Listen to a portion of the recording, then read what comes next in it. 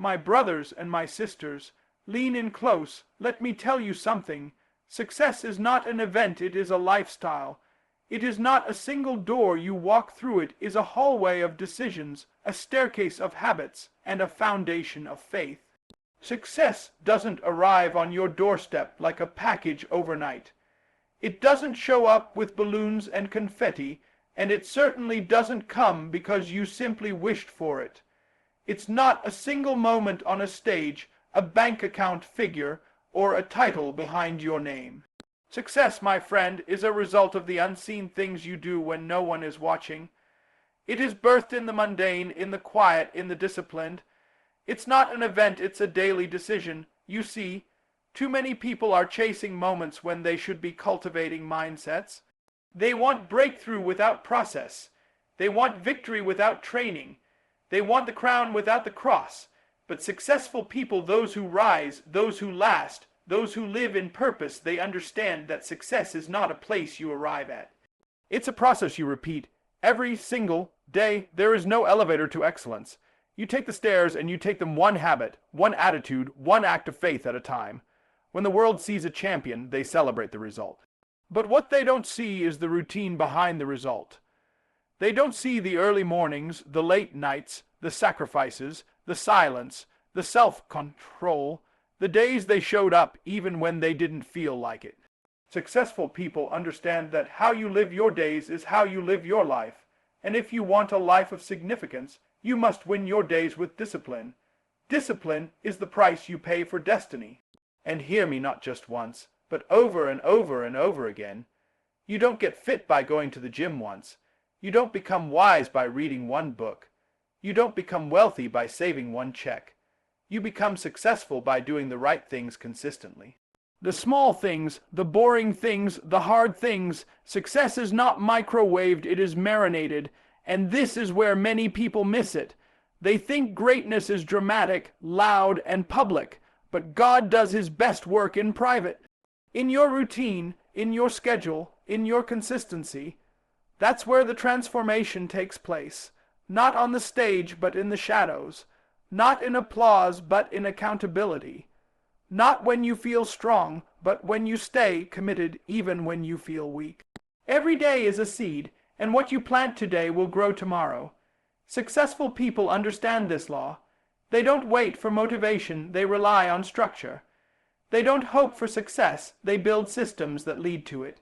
They don't leave their future to chance, they take ownership of their choices. They live intentionally, not emotionally. Because listen, emotions are unstable. Feelings fluctuate. Circumstances change. But discipline is a decision backed by commitment. It's the ability to show up and stay planted even when it's not fun, even when it's not easy, even when nobody sees it. The people who make it are not always the smartest, the fastest, or the strongest, but they are the ones who keep showing up. The ones who say, I don't feel like doing it, but I'm doing it anyway. That's power. That's maturity. That's success in seed form. Every single day is a test of whether you will serve your comfort or your calling, whether you will chase pleasure or pursue purpose. And here's the truth.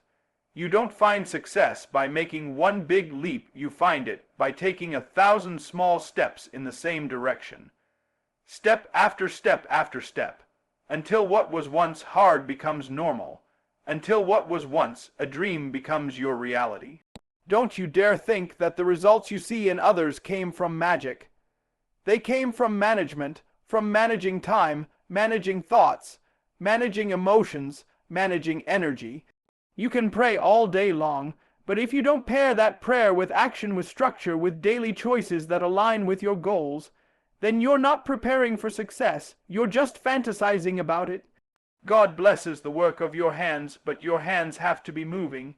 He breathes on your effort, but effort requires consistency. You can't pray for harvest and not plant seed.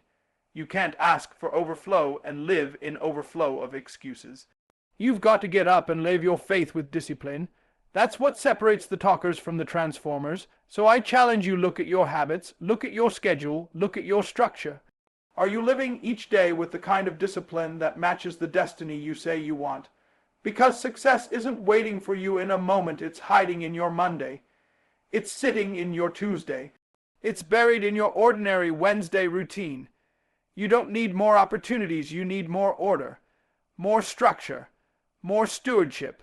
Because where there is no discipline, there will be no destiny. And where there is no daily action, there will be no daily progress. Success is not a destination you arrive at one day, it's a path you walk every day. So lace up, show up, and stay on the path. The secret to your future is hidden in your daily habits. You don't become excellent by accident. You don't stumble into peace, power, or purpose. You cultivate it, you build it, you shape it day by day, brick by brick, choice by choice. Destiny is not the result of what you do occasionally, it's the result of what you do consistently. It's not in the shout, it's in the steps. It's not in the moment, it's in the method. And the method is your habits. Everything you are becoming is a result of what you are repeating. Let that sit in your spirit. You can pray big prayers and dream big dreams, but if your daily discipline doesn't match your divine calling, you will live frustrated, always circling the same mountains. God is not mocked. Whatever a man sows, that shall he also reap. If you sow chaos into your morning, you will reap confusion into your destiny. If you sow laziness into your schedule, you will reap regret in your future. The habits you form when no one is watching determine the harvest you'll see when everyone is watching. You can't shout your way out of patterns you keep submitting to. You can't fast your way into fruit you're unwilling to water. There is no shortcut to the harvest if you're neglecting the seed, and that seed is your habit. Your routine, your discipline. If you want to change your life, you don't need a new year, you need a new day. You need to change how you show up daily. You will never rise above your systems. If your system is procrastination, your outcome will be stagnation. If your system is inconsistency, your outcome will be instability. Don't expect stability from a shaky structure. Don't expect success from sporadic effort. Your life is moving in the direction of your strongest habits, and your strongest habits are either building your character or breaking it. This is why successful people guard their habits like treasure. They understand that habits are not just actions, they are agreements. Agreements with a future version of yourself. Every time you choose to wake up on time, you're agreeing to discipline. Every time you journal your thoughts or pray in the morning, you're agreeing to clarity. Every time you show up to work with excellence, even when you're tired, you're agreeing to integrity. What you practice is what you partner with, and what you partner with becomes your path. You don't need to change everything at once. You need to change something every day. Change the way you start your morning. Change what you listen to on the way to work. Change who you allow to speak into your life. Because those small decisions are creating your identity. The repetition is writing your character. And once something becomes who you are, it no longer feels like pressure, it becomes your posture. Habits are not just physical, they're spiritual. When you form a habit, you're making a covenant with time, a covenant with results, a covenant with your future. You're saying, I believe in what's coming so much, I'm willing to act like it's already here. That's what faith is. Faith is not shouting at the mountain, it's climbing it every day. Faith is not wishing, it's working. It's waking up early. It's reading the Word. It's walking in excellence. It's forgiving quickly. It's being intentional with your energy, your time, and your relationships. And let me tell you something, the enemy doesn't care about your dreams. He doesn't lose sleep because you made a vision board. He gets nervous when you start changing your habits, because that's where the transformation happens. That's where the anointing increases. That's where the doors start opening. He knows if he can keep you distracted in your daily routine, he can keep you detained from your divine assignment.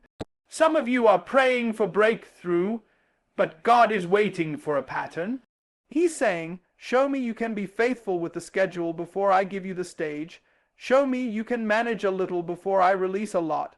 Show me you can rise early, manage your mind, steward your time, and stay focused, because I don't want your gift to take you where your habits can't. keep you. Your habits preach a louder sermon than your words ever will. You can tell me about your goals, but your routine tells me what you really believe. Do you really believe you're called? Show me in your schedule. Do you really believe you're meant to lead? Show me in your discipline. Do you really believe you're anointed? Show me in your practice. Talk is cheap, but consistency is costly, and that's why it's so rare.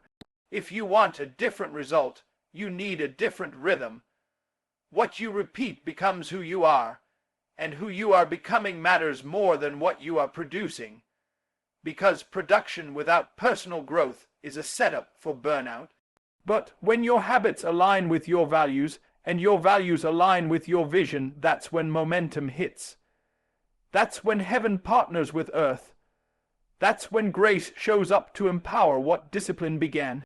So examine your habits, audit your lifestyle, reevaluate what you're practicing, because eternal outcomes are not shaped in the spotlight, they are shaped in silence, in the daily, in the boring, in the mundane. Success is not a miracle, it's a manifestation of your methods. Change your methods and you change your life. Everybody wants the extraordinary. Everybody wants the applause, the promotion, the influence, the impact. But what most people don't understand is that the extraordinary never starts extraordinary, it grows out of the ordinary. It is birthed in silence, cultivated in obscurity, and revealed through consistency. The ground that brings forth greatness is not glamorous. It is simple, repetitive, and often unnoticed. But hear me, just because something looks ordinary doesn't mean it's not divine. God hides glory in the grind. He conceals power in process, and if you skip the ordinary, you will forfeit the extraordinary. The problem with this generation is that too many people want highlight reels without rehearsal. They want victory without routine. They want the mountain without the climb. But let me tell you, greatness is forged in the repetition of ordinary acts. It's what you do when there's no audience, no paycheck, no applause. It's the decision to show up, to keep going, to stay faithful, even when nothing seems to be changing. Because success doesn't shout, it whispers. And it whispers in the kitchen, in the cubicle, in the prayer closet, in the gym, in the discipline, in the structure. It whispers in the places that feel too normal to matter, and yet, those are the places that matter most. The extraordinary is not a magical leap, it's a faithful walk. Step by step, brick by brick. You don't get there by accident. You don't stumble into impact. You practice it, you prepare for it, and you push through the monotony of the mundane to get to the majesty of the miraculous. The world sees results, but God sees rhythm. He's not asking for flashy, he's asking for faithful. He's not looking for perfect, he's looking for planted. Planted in the ordinary, rooted in the simple. Because if you can't be faithful in the ordinary, you'll never have the capacity to carry the extraordinary. Think about David. Before he ever held a crown, he held a harp. Before he killed Goliath, he kept sheep. Before he stood on the battlefield, he stood alone in the fields, and it was there in the fields, doing the ordinary, that God was preparing him. Nobody was clapping, nobody was watching, but heaven was recording. The same hands that learned to fight lions and bears in obscurity were the same hands that took down a giant in public. Don't despise the ordinary, it's your training ground. Elisha was plowing oxen when Elijah threw the mantle on him. Ruth was gleaning in the fields when Boaz noticed her. Jesus spent 30 years in silence before 3 years in public ministry, 30 years in carpentry, in obedience, in routine.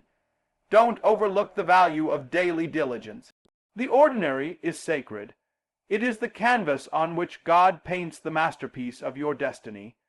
The reason many people never reach their calling is because they're constantly trying to escape the ordinary. They're looking for shortcuts. They're jumping from one thing to the next, searching for the extraordinary, never realizing it's wrapped inside the daily responsibilities they're trying to avoid. Your job may feel small. Your assignment may feel insignificant, But when you do it with excellence, when you do it with consistency, when you do it as unto the Lord, you're building something eternal. The extraordinary is hidden in your attitude, in your effort, in your faithfulness to what seems too small to matter. It's the mother folding laundry with patience, the student studying late into the night, the entrepreneur making calls that no one returns, the pastor preparing sermons no one affirms, the writer staring at a blank page, the athlete training in an empty gym. That's where champions are made. That's where power is forged, not in the crowd, but in the quiet, not in the extraordinary, but in the daily. If you want God to trust you with more, you have to be faithful with little. Too many people are asking for increase, but unwilling to invest in the ordinary. They want harvest without plowing. They want favor without faithfulness. But God is not mocked. If you can't manage the mundane, you're not ready for the miraculous. Because the miraculous always starts in the mundane. What you do in the ordinary reveals what you truly believe. Do you believe God sees? Do you believe your work matters? Do you believe excellence is still required even when you're unseen? Your integrity in ordinary moments qualifies you for the extraordinary. You're not just answering emails, you're sowing excellence. You're not just cleaning the floor, you're training for promotion. You're not just taking notes, you're sharpening your mind for the vision ahead. Nothing is wasted in the hands of God, and nothing done with the right spirit is ever too small to be used by Him. So stop waiting for something big to happen before you give your best. Give your best now, in the routine, in the repetition, in the things that seem to have no immediate reward, because that's the soil where greatness grows. That's the furnace where purpose is purified.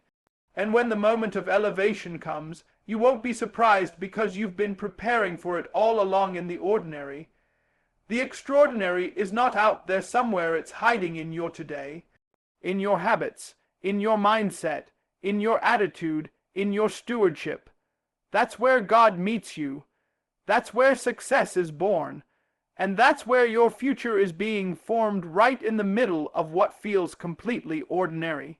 The morning is not just a time of day, it is a territory, and the wise protect it. The successful don't stumble into purpose halfway through the day, they seize it before the sun rises. They take authority over the morning because they understand that whoever owns the beginning owns the outcome. Before the emails, before the calls, before the noise of the world comes rushing in like a flood, they have already anchored their spirit, ordered their priorities, and aligned their intentions. The morning is their launching pad, and they do not waste it.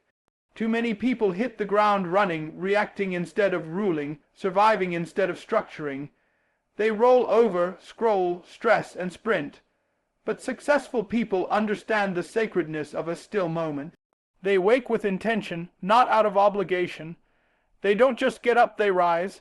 There is a difference. Rising means taking command of the day before the day starts commanding you. It means deciding in advance what kind of day you will live, what kind of person you will be, and what kind of spirit you will walk in. The morning is the gate of the day, and gates are not to be left unguarded. If you don't choose what walks through the gate, chaos will, confusion will, distraction will, and once the momentum of the wrong mindset builds, it's hard to stop. That's why successful people don't start with the news, they start with the truth. They don't start with chaos, they start with clarity. They know that how you start a thing often determines how you finish it. You cannot afford to leave your mornings to chance. Your future depends on what you do when the world is still asleep. That's when champions are made. When others are snoozing, the successful are strategizing. When others are scrolling, they are scripting their goals. They read, they pray, they plan, they affirm, they listen. They speak life into the day before life starts speaking back. There's something about the quiet of the early hour that makes it easier to hear the voice of purpose. There's less noise, fewer demands, and a sense of divine order. In that stillness, wisdom whispers, vision becomes clearer, faith grows stronger, because success is not only about what you achieve, it's about what you align. And mornings give you space to align your spirit with your assignment.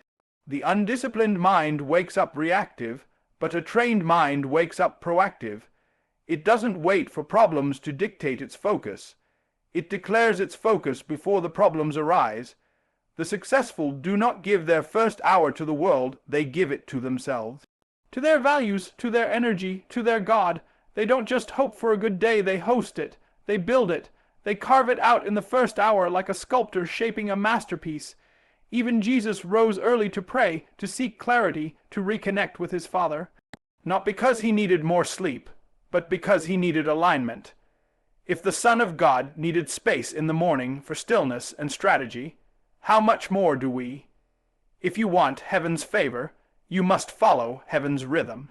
The sun rises for a reason, light comes before labor, revelation comes before responsibility. What happens in your morning will echo throughout your evening. If you wake up late, you spend the day catching up. If you wake up confused, you live the day overwhelmed.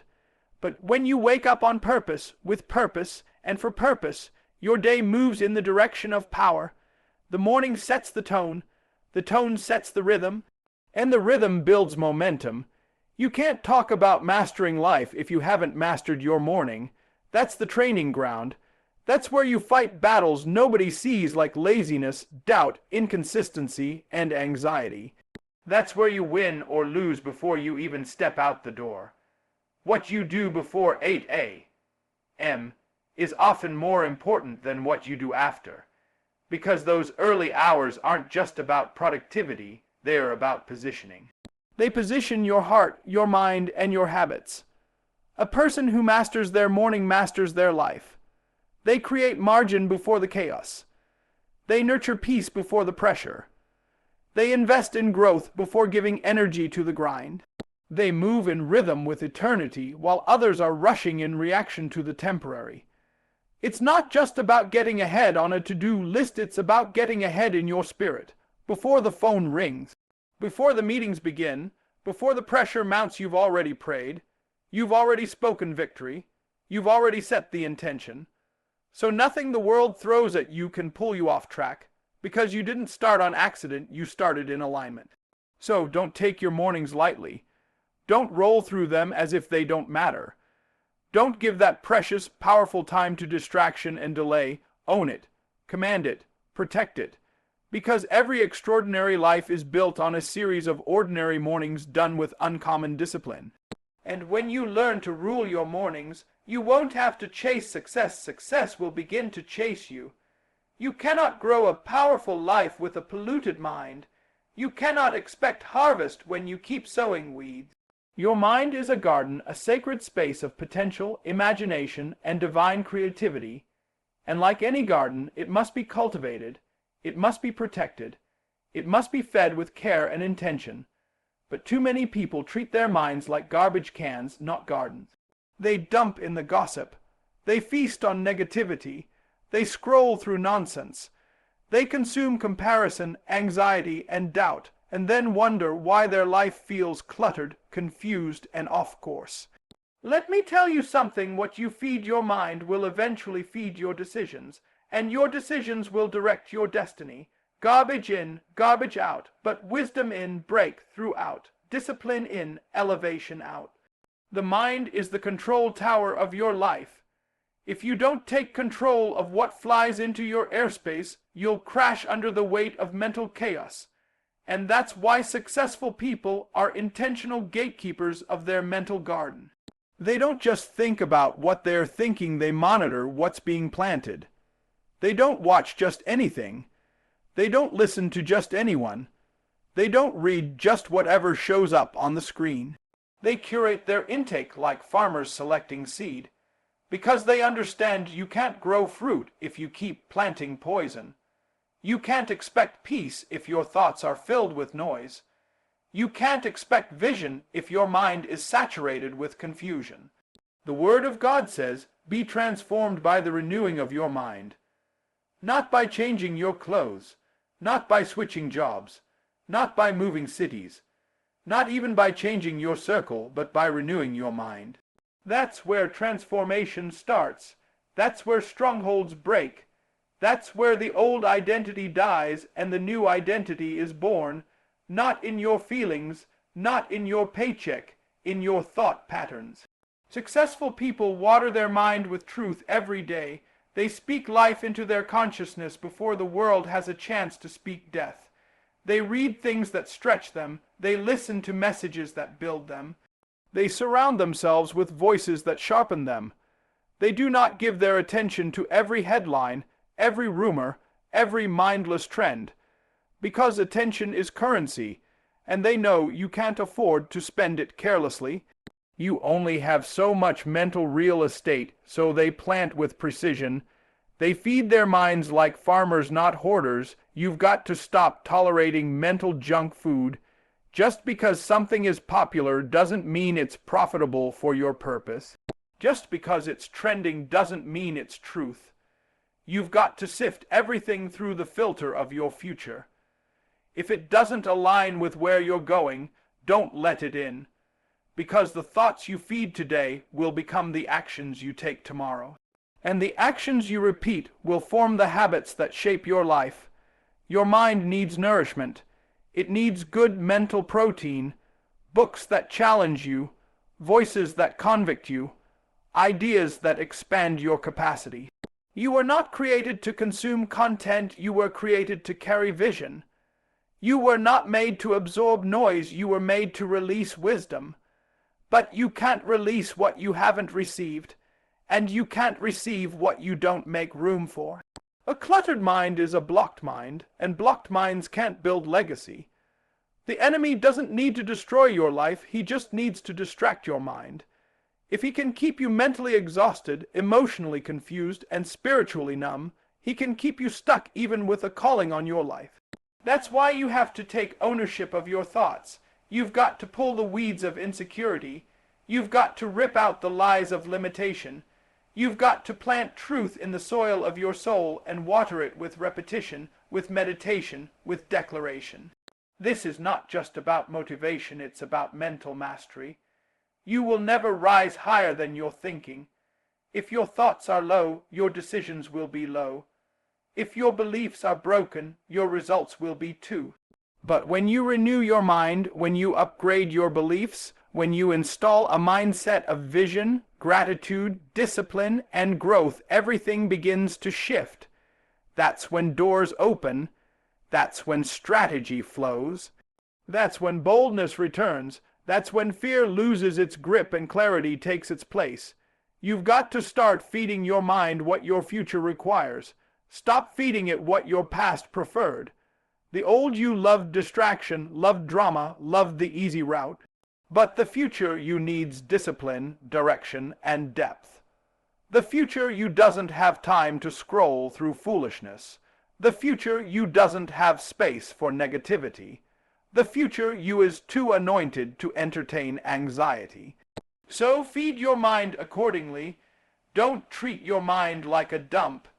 Treat it like a temple, because it houses the very thoughts that will build your destiny.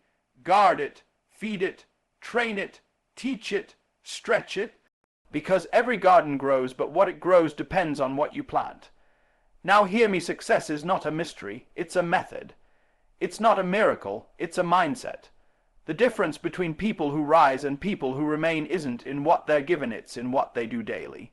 It's the habits, it's the discipline, it's the alignment of priorities with purpose, the small steps taken every day, the decisions made when no one is watching.